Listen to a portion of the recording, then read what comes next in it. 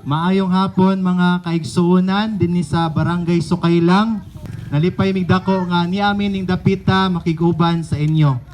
Og usa sa ako mga gitinghwa mga igsoon nga kini atong community no makasinati gid og panalangin. Nasayod pud ko nga naata sa crisis karon. Kay ang 20 pesos per kilo nga bugas, pila naman?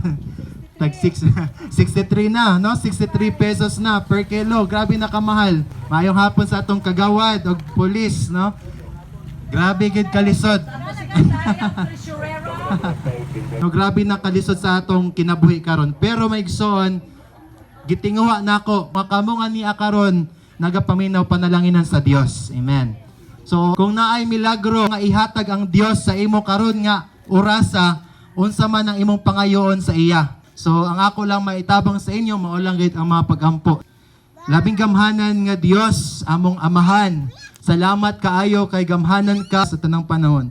Nasayod ka kung unsay gikinahanglan sa matag usa karon, busang akong mapagampo, Lord Jesus. Ihatag ang ilang gipangayo according to your will.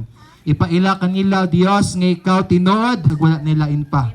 Kini among isalig ug ipangayo diha lamang sa ngalan ni Ginoong Hesus. Amen.